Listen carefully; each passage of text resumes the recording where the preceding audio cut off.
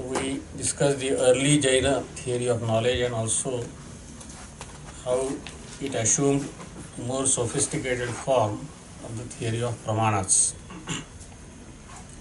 In today's talk, we will discuss the sophisticated Jaina theory of pramanas. After the 8th century, Jaina philosopher, 8th century Jaina philosopher Akalanka, we have the sophisticated theory which was generally accepted by all the later Jaina philosophers, Jaina logicians. The following classification of pramanas was accepted according to it. I have already showed it on the board. So first, pramana is classified into two major kinds, pratyaksha and paroksha. Then pratyaksha is classified into two kinds, paramarthika pratyaksha and samvyavaharika pratyaksha. Paramarthika pratyaksha is classified into avadhi, manahparyaya and kevala. We have already seen that in the early Jaina epistemology, there was the classification of knowledge where avadhi, manahparyaya and kevala were included. Then samvyavaharika pratyaksha, that is what we can call ordinary perception, and that was classified into four kinds: avagraha, iha, avaya and dharana. Then paroksha pramana was classified into five kinds: smriti, pratyabhijna, tarka, anumana and agama. So let us begin with paramarthika pratyaksha. Jainas divide it into two kinds, vikala and sakala, that is incomplete perception and complete perception. Kevala jnana is supposed to be complete, that is sakala, because it has everything as its object. Avadhi jnana and manahparyaya jnana, sometimes it is called manahparyavad jnana, they are incomplete because their objects are limited. Avadhi jnana is translated as clairvoyance. It has tangible things, of course, remote, transcendent, remote tangible things, rupi dravyas as its object. And manahparyaya jnana is translated as telepathy. It has mental states of others as its objects. According to Jainas, clairvoyance and telepathy can be achieved by a spiritual practitioner when the respective jnanavaraniya karma are destroyed or subsided. Now, we have already talked about jnanavarani, different types of karmas which obscure the capacities of the jiva. So one of them is jnanavaraniya karma, which obscures the capacity of jiva for knowing everything. Jiva by in its essence has capacity to know everything, but that capacity is obscured by jnanavaraniya karma. Now this jnanavaraniya karma is divided into various kinds, depending upon different types of jnana. So with respect to every type of jnana, there is a different type of jnanavaraniya karma. So by destruction of that particular type of jnanavaraniya karma, jiva will have particular type of knowledge. So with reference to avadhi, there is avadhi jnanavaraniya karma. With respect to manahparyaya jnana, there is manahparyaya jnanavaraniya karma. So by destruction or subsidence, sometimes karma is only suppressed temporarily and not destroyed completely, but that also can cause knowledge. So when the respective jnanavaraniya karmas are destroyed or subsided, then one can have clairvoyance or telepathy, and that destruction or subsidence is possible through spiritual practice. But in the case of clairvoyance, it can be inborn also. So it is not necessary, it does not necessarily presuppose spiritual practice. For example, beings in Naraka and Swarga, according to Jainas, have capacity for clairvoyance by birth. So when a jiva is born in a particular Swarga or Naraka, then it has that inborn capacity. That is because those beings do not have physical sense organs, so they can perceive things by extrasensory perception only. But telepathy, according to Jainas, can be achieved through spiritual progress only. The idea that through penance, meditation, and such spiritual practices one can attain supernormal knowledge was common to many systems of Indian philosophy. In Buddhism, it was called Yogijnana and was included in Pratyaksha Pramana. Patanjali in Yoga Sutra described various types of supernormal knowledges as direct knowledges arising from integrated meditation, that is Sanyama. So Patanjali developed this concept of Sanyama in the third chapter of Yoga Sutra, and there he describes how different types of supernormal, I will not say supernatural, supernormal capacities for knowledge are possible through Sanyama. In Nyaya, it was included under Alaukika Pratyaksha. One of the major differences between Nyaya and other systems was that for other systems, the mind or soul through yogic practice attains power to know remote objects and other minds without establishing contact with them. So it is just a result of the special power, but no contact is necessary. Nyaya, on the other hand, insisted on contact theory of perception, that is Sannikarsha theory of perception. The theory was extended to supernormal perception by postulating the extraordinary contact called Yoga Lakshana Pratyasakti. The highest form of supernormal knowledge is omniscience.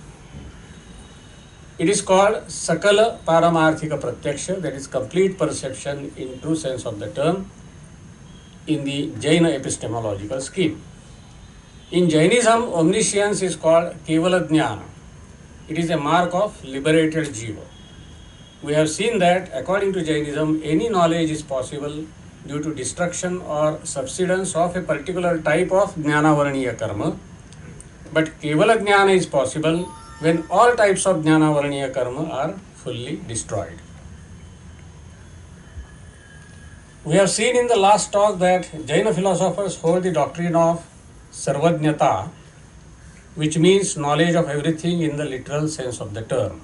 According to it, the omniscient soul knows all objects, past, present, and future simultaneously. I suggested in the last talk that this doctrine is riddled with problems.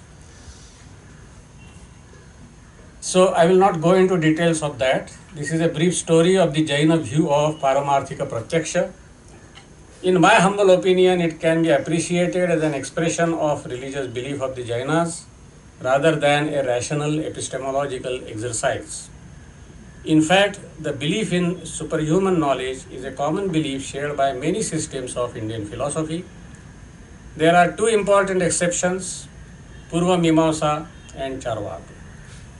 Without going into the controversy, let us move to the other type of Pratyaksha, namely Samvyavaharika Pratyaksha.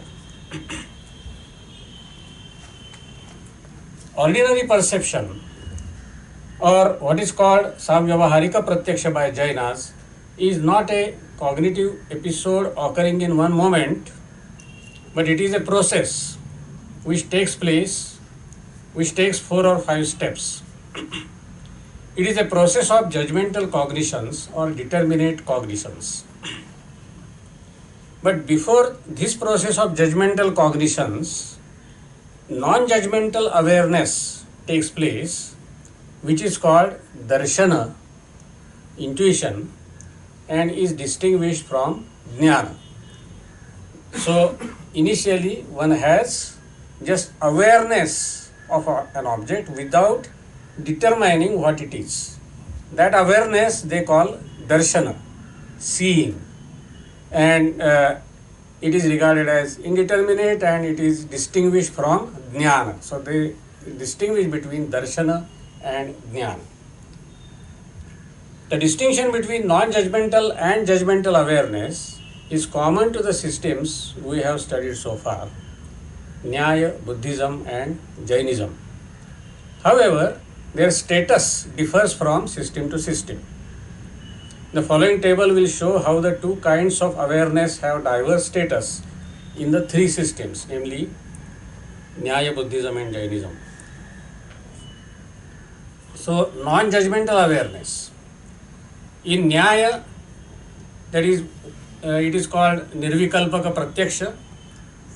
That Nirvikalpaka Pratyaksha itself cannot be directly known according to Naiyayikas, but its occurrence can be inferred.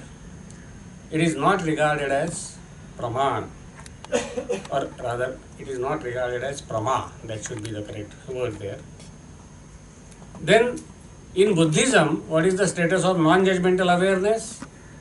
It is directly known. When one has non-judgmental awareness, one is at the same time aware that one has that type of awareness. It is regarded as Pratyaksha Pramana. In Jainism, non-judgmental awareness is called seeing, intuition, darshana, but it is not knowledge, jnana. Now, in the case of judgmental awareness, that is what can be called Savikalpaka Jnana or Vikalpa, according to Nyaya, it can be directly known. That is, it is known through what is called Anuvyavasaya. One has judgmental cognition, one perceives a pot as pot. That is, it will be a kind of judgmental cognition, and then at the next moment one is aware that one is perceiving the pot. So that second moment awareness is called Anuvyavasaya, which is also supposed to be a perceptual cognition, that is direct knowledge, which the Atman has through Manas. So judgmental awareness can be directly known. It is regarded as Pramana, or rather Prama. It should be, judgmental awareness will be regarded as Prama in the sophisticated Nyaya system.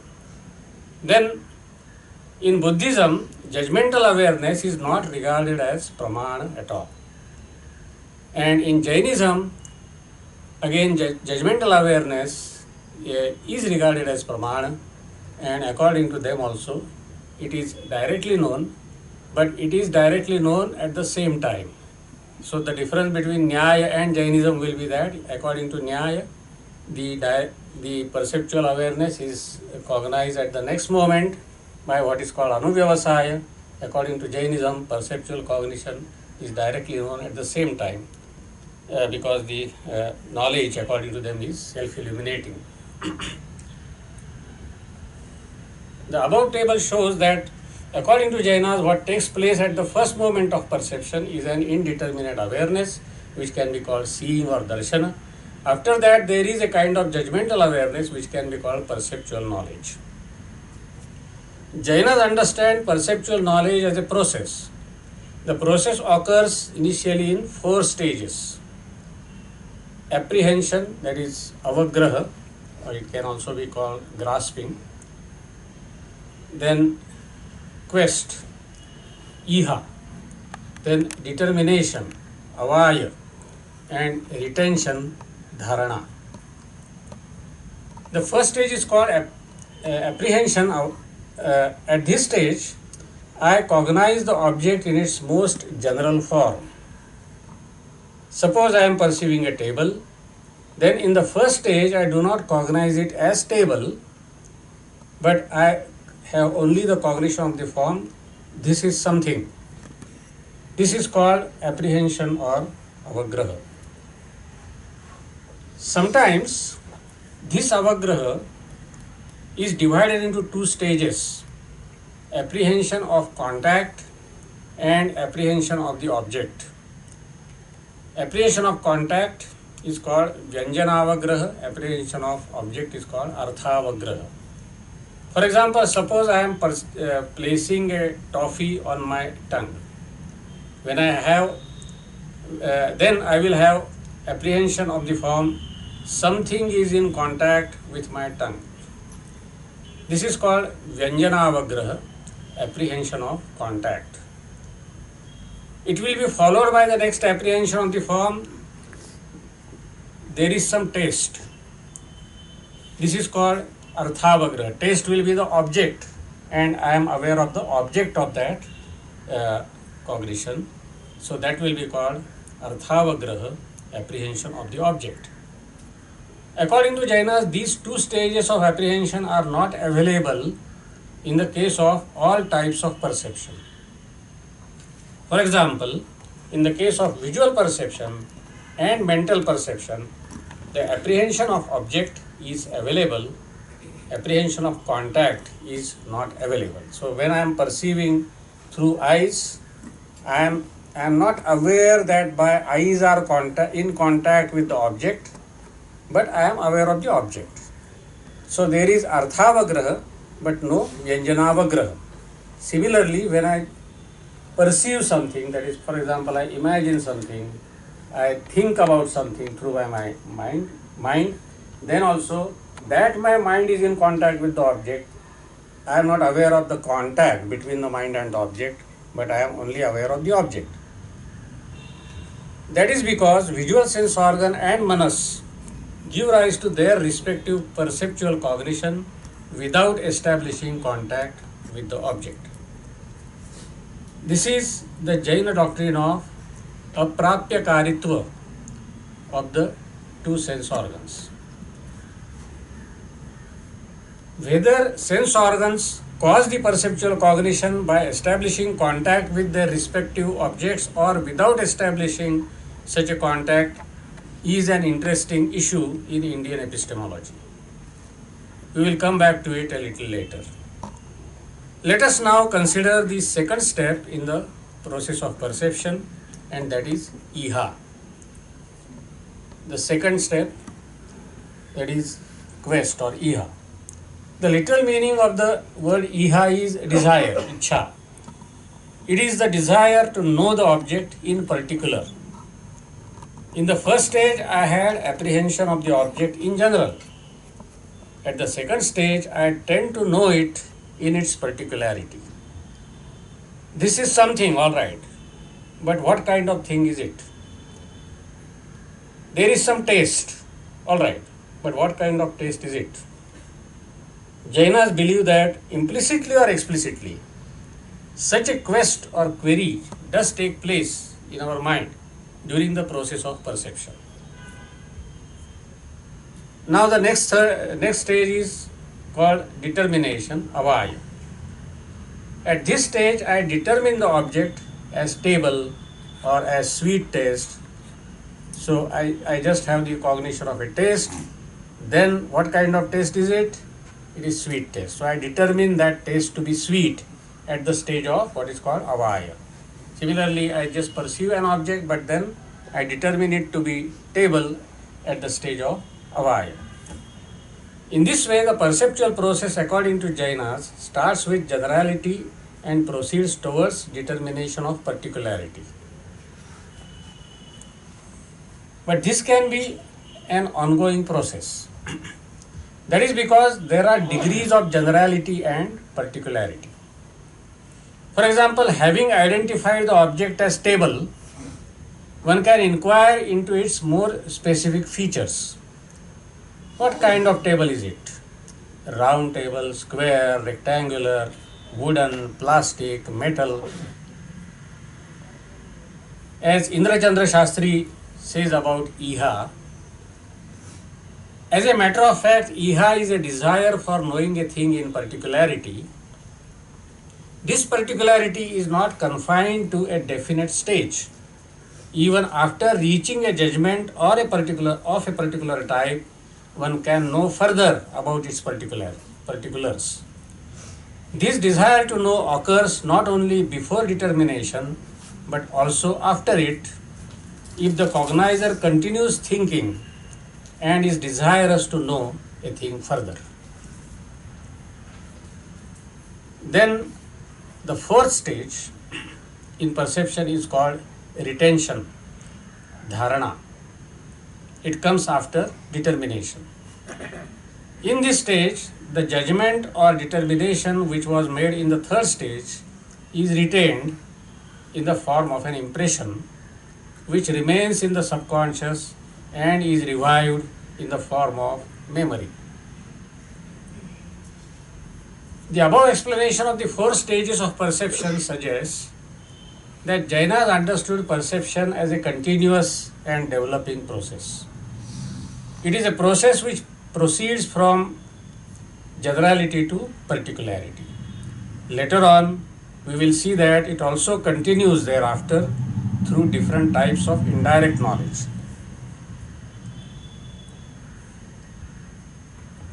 So before we discuss in detail the Jaina classification of Paroksha Pramana, that is indirect knowledge, let us discuss a controversial issue regarding the availability of sense-object contact, that is Prapyakaritva and Aprapyakaritva.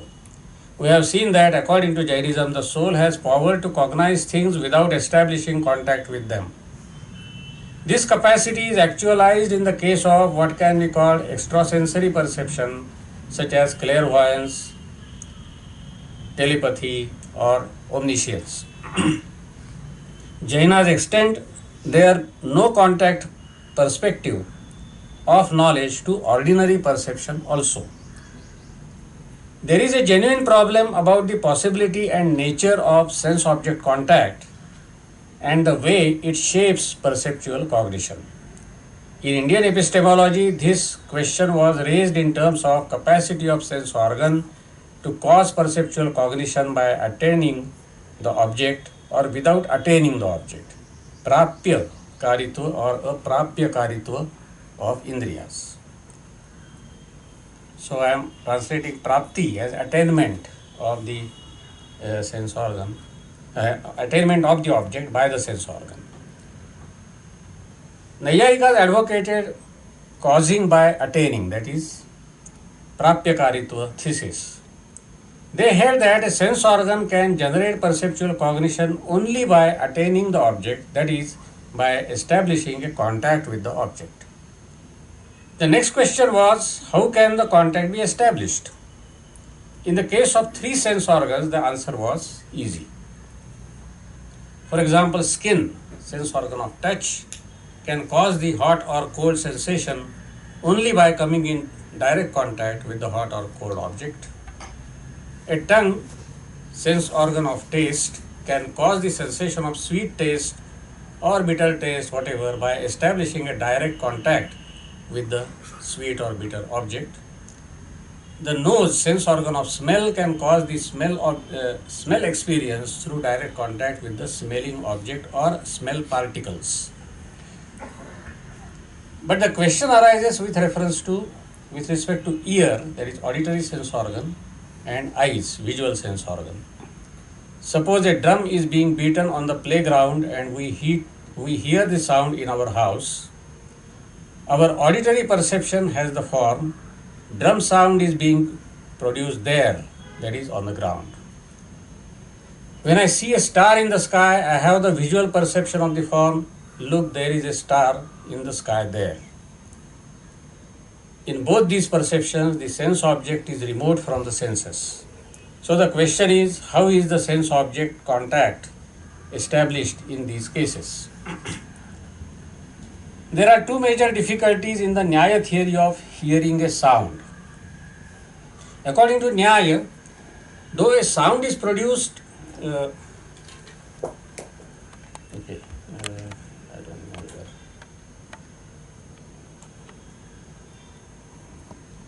Now, according to Nyaya, though a sound is produced due to interaction between material substances, conjunction among them, disjunction, friction, and so on, that is, when drum is beaten, the sound is produced. That is, sound can be produced only through some kind of interaction among material objects. Sound does not belong to but the sound itself does not belong to material substances, but according to them, it is a quality of Akasha. Akasha is an all-pervading substance. This means that Akasha exists when even where there is no material substance. But we know that sound needs a material medium. It cannot exist in empty space. This is the first difficulty about the Nyaya conception of sound. The second difficulty is about the journey of the sound from the place of its production to the ears of the hearer. Sound is a quality. So according to Nayayika, sound is a quality. It is a guna. And according to Nyaya, the quality cannot move from one place to another. A substance can move if, of course, if the substance is of limited size, then only it can move. If it is all pervasive, then it cannot move. And quality, guna, cannot have karma. In the technical terminology, only a dravya can have karma, guna cannot have karma. Guna cannot have guna, guna cannot have karma, and so on and so forth. So,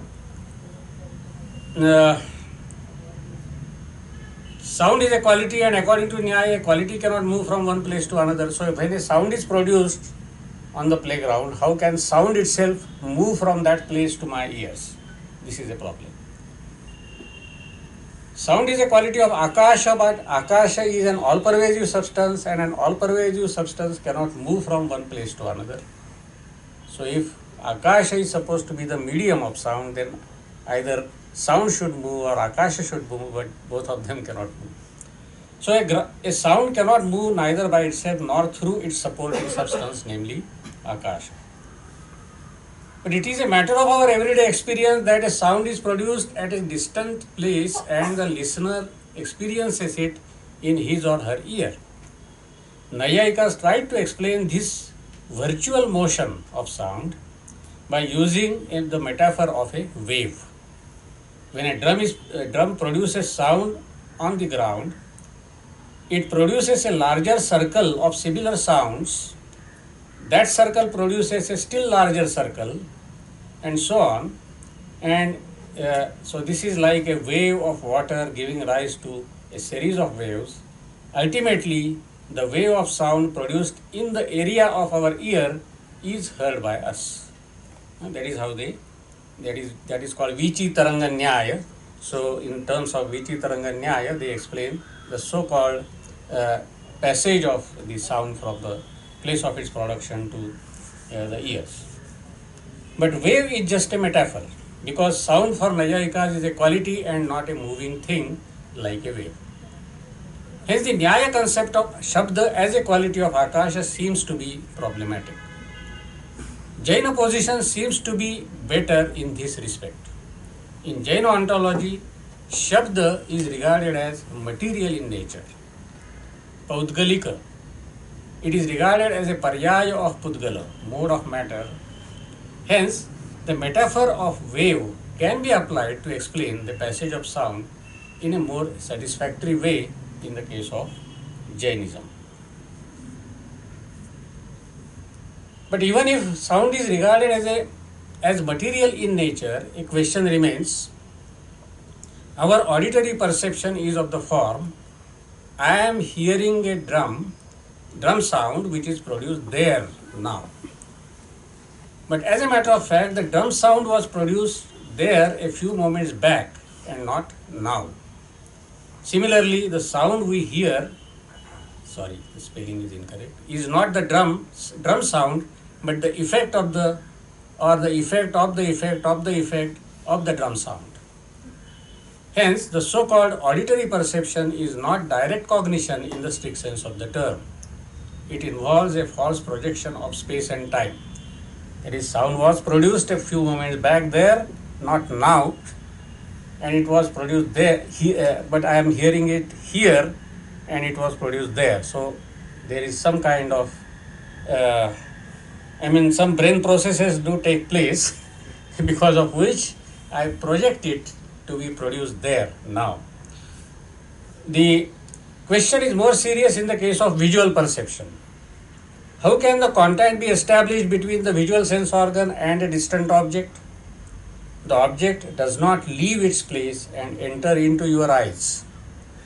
Nayayikas claim that our visual sense organ, which is made of light, that is fire element, reaches the object, and this is how the sense-object contact is established.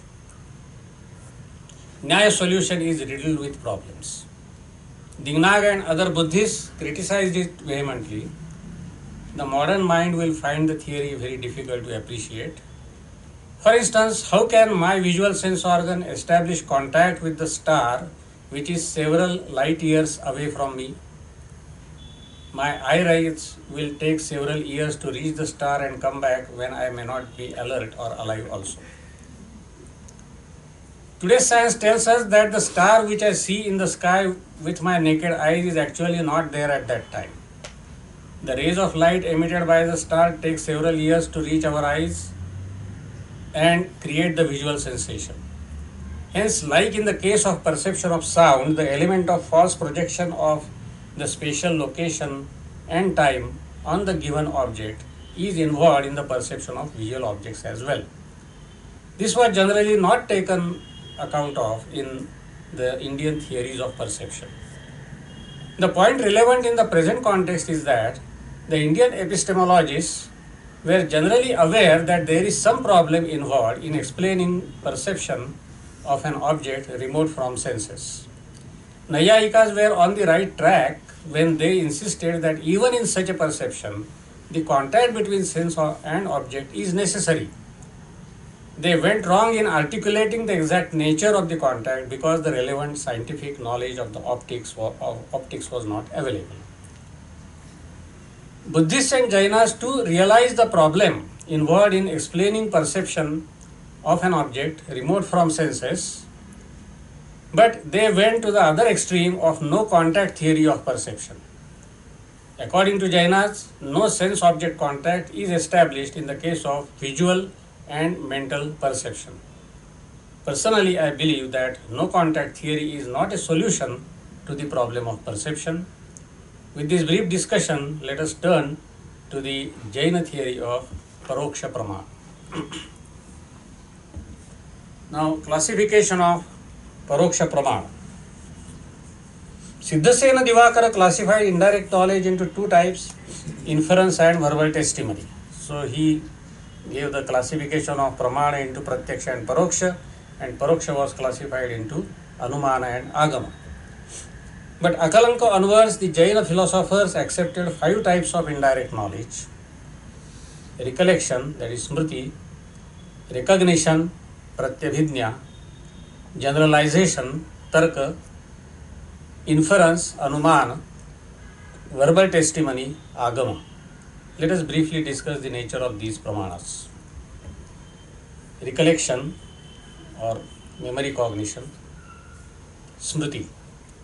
Recollection or memory cognition is of the form that X. Indian philosophers distinguish between the uses of the pronoun this, that is idam, and that, tat. Present objects are referred to by the pronoun this, whereas temporally remote objects are referred to by the pronoun that. Recollection refers to a past object, hence it refers to it as that. So they would say Saha Jinadattaha. Jainas would give an example, that is Jinadatta, the name of a person whom I have seen before. So when I am referring to that Jinadatta, I will say Saha Jinadattaha. I will not say I am Jinadattaha. But when I am perceiving him, when he is in front of me, I will say I am Jinadattaha. So the use of the pronoun has implication to the nature of the cognition. Secondly, recollection is the cognition which arises from awakening of the impression generated by the past cognition. In this sense, it is a further continuation of retention, that is the last stage of perception. So while discussing perception, ordinary perception, we saw that dharana is the last stage, retention. So when that dharana is awakened, then we have recollection. So it is again a continuous process. In other words, it is a cognition of what is already cognized before. But should recollection be regarded as pramana at all? Other schools of philosophy are not inclined to give this status to recollection, mainly for two reasons. One, many schools hold that pramana should have novelty. It should be the cognition of something which is not already cognized. Recollection is the cognition of what is already cognized through perception or by some other pramana. So there can be recollection of what we have inferred, there can be recollection of what we have perceived, there can be recollection of what we have known through a scripture, but it always presupposes prior knowledge of the object. So that prior knowledge can be regarded as knowledge, but recollection cannot be called knowledge, it cannot be called pramana, according to many systems or most of the systems of Indian philosophy. 2. Truth of a cognition is determined by the existence of the corresponding object. But truth of memory cognition is determined not by its correspondence with the object, but its correspondence with the experience which is revived through memory.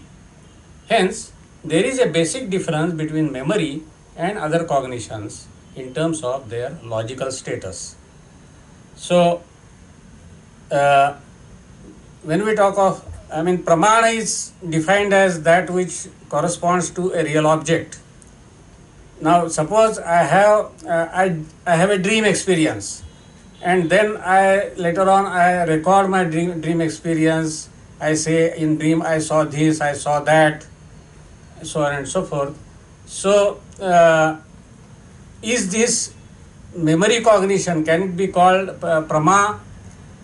Because what we have seen in dream are not real objects. So, that is the main difference between.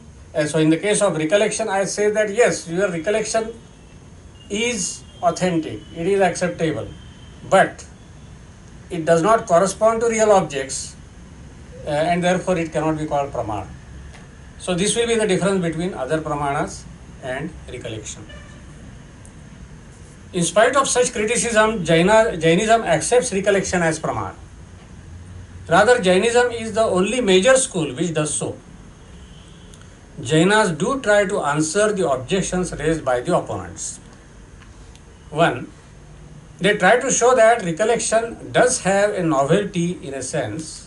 It cognizes the object recognized before, it cognizes the object cognized before, but it does not cognize it exactly in the form in which it was cognized. For example, when an object say X was perceived, it was cognized as this X, but when it is remembered, it is cognized as that X. 2. Though the truth of memory cognition is directly dependent on whether it correctly records the previous cognition, it indirectly depends on whether the object of that cognition really exists. But the main reason why Jainas recognize recollection as pramana is different. It is generally accepted by all the philosophical schools that recollection plays an important role in every type of indirect knowledge. Take inference, for example. Our inferential knowledge of fire on the mountain necessarily presupposes the recollection of the invariable concomitance between smoke and fire. So, we may remember that we have seen smoke and fire together before, and therefore there is fire. So, this recollection of smoke and fire together plays an important role in my inferential knowledge. And take the case of verbal testimony. The knowledge based on verbal testimony is possible only on the basis of the recollection of the conventional relation between words and meanings.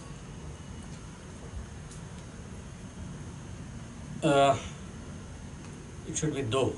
Though all the philosophical schools recognize the role of recollection in indirect knowledge, they call the resultant indirect knowledge as pramana. But they do not regard recollection itself as knowledge or as pramana.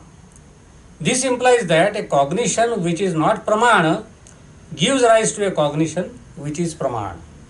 So Vyapti Smarana is not recognized as knowledge, but Vyapti Smarana is regarded as a necessary condition of Anumiti. So, but Vyapti Smarana itself is not given the status of knowledge. This is a problem according to Jainas. Jaina logicians think that this is a discrepancy. Jainas claim that if indirect knowledge, that is Paroksha Pramana, is to be understood as a result of a continuous cognitive process, then each cognitive episode occurring in this process should be of the nature of Pramana. Recollection is such a cognitive episode which occurs in the process of every type of indirect knowledge, every other type of indirect knowledge. That is, now later on we will see Pratyabhijna, Tarka, Anumana, Agama, all these are different types of Paroksha Pramana, and Smriti is a necessary prerequisite of all of them. So, Smriti also should be regarded as Pramana according to Jainas. Hence, it must be accepted as Pramana. Now we come to the next Paroksha Pramana, that is Pratyabhijna, recognition. After recollection, Jainas accept recognition as Pramana. What is recognition? I have this type of cognition every now and then. I had met my friend Devendra Kulkarni 10 years back, and after a long interval, I recently saw him again. I recognized him. I had cognition of the form, this is the same Devendra as that which I had seen before. This is the same X as that. So this is one of the types of Pratyabhijna, or we can say this is one of the standard forms of recognition. Let us analyze this cognition. The statement, this is the same X as that, expresses identity relation between this X and that X. This X is the object of perception and that X is the object of memory cognition. But the cognition of the identity between the two cannot be regarded either as perception or as memory cognition. This led Jainas to regard recognition as an independent form of cognition, form of knowledge, that is an independent pramana. However, Jainas did not restrict the scope of recognition to identity claims. They extended it to comparative knowledge claims of different kinds. For example, if I notice similarity or difference between the object of memory and the object of perception, then too it is a case of recognition according to Jainas. Hence, recognition can also have the following forms. This X is similar to yesterday's Y. This X is similar to that X, that is, may say yesterday's X. Now, analogy, that is upamana, is also a kind of recognition. In the first talk, we considered analogy, that is upamana, as pramana accepted by Nayayikas. A city person goes to a jungle and sees an animal similar to cow, which he has seen before. On the basis of this similarity and on the basis of an expert's statement that Gavaya is similar to cow, the city person recognizes the animal called Gavaya. When he sees Gavaya, his cognition is of the form, this animal is similar to the cow I have seen before. Jainas claim that what they call knowledge from analogy is a kind of recognition. So hundreds of examples can be cited. Today's morning tea was stronger than yesterday's. You look smarter today.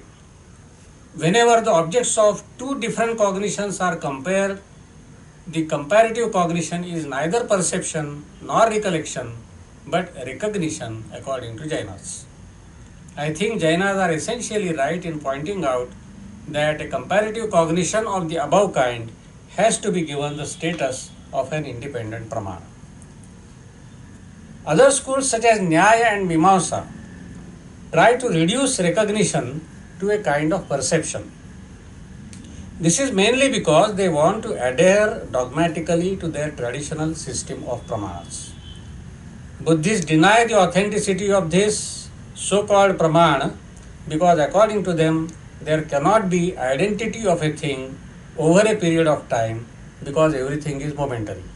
So when I say this is the same Devendra as the Devendra 10 years before, they will say that no, this is not the same. So it is a kind of illusion, a false cognition, and therefore it cannot be pramana. But as we have seen, the Jaina conception of recognition is not restricted to identity, but it covers other relations such as similarity and difference. The Buddhist criticism does not cover this aspect of Pratyavidya. Then we come to the next pramana, that is Tarka. The next important pramana is Tarka. The term literally means reasoning. The word Tarka, literal meaning of the word Tarka is reasoning. It was included in the list of 16 categories by Akshapada Gautama in Nyaya Sutra in the sense of hypothetical reasoning which leads to formation of a universal rule. This hypothetical reasoning often took the form of reductio ad absurdum type of reasoning. For example, in order to strengthen the invariable relation between smoke and fire, one may argue, if smoke were not invariably related to fire, it would arise without fire.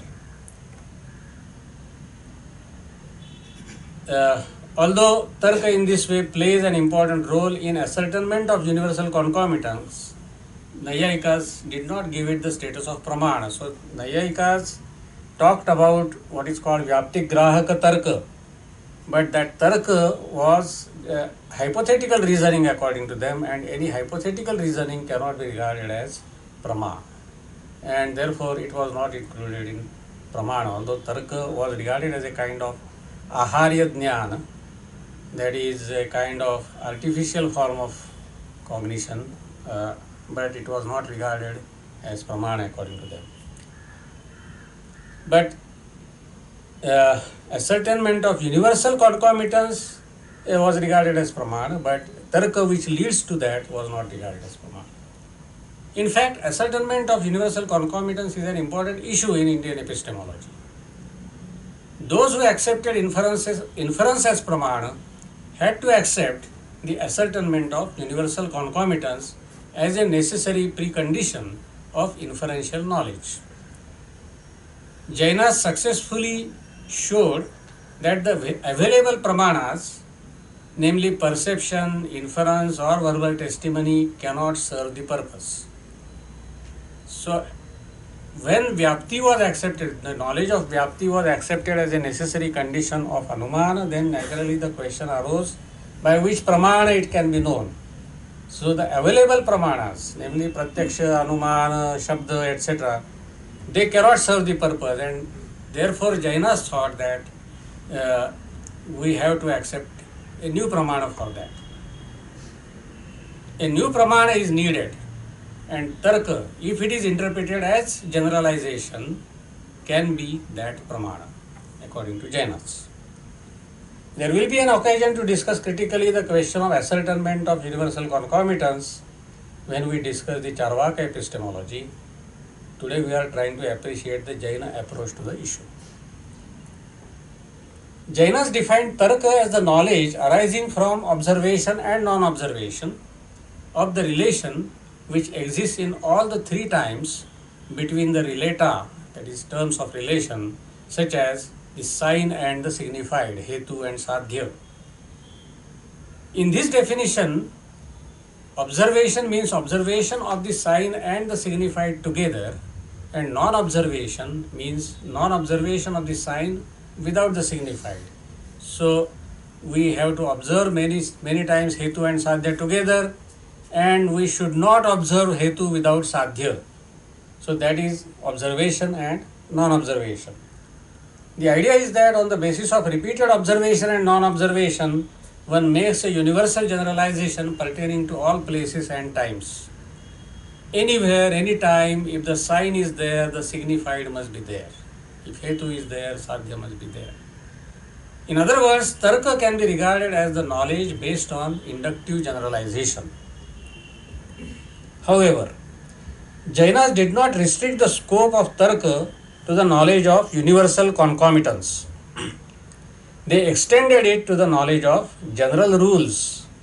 In general, universal concomitance is just one form of general rule. The other example of general rule they considered was word-object relation. Our linguistic practice is governed by certain general rules regarding word-object relation. The knowledge of such general rules is also subsumed under Tarka according to them. So that when we learn our language, suppose I use the word table many times for referring to this kind of object, and somebody who doesn't know the word table, he sees the behavior of me and many such people, then he may, on the basis of that, he will know that the word table means this kind of thing. So in this way, one learns the word-object relation through observation and non-observation. Although you cannot say that word-object relation is a kind of Vyapti relation, because it is after all a conventional relation, and these conventions are made by human beings, and they are not made by God, or they are not natural relations among things and words. Therefore, it cannot be subsumed under Vyapti relation. And therefore, they said that you can explain not only Vyapti knowledge of Vyapti relation by reference to Tarka, but we can also explain the knowledge of conventional relation between words and objects through Tarka.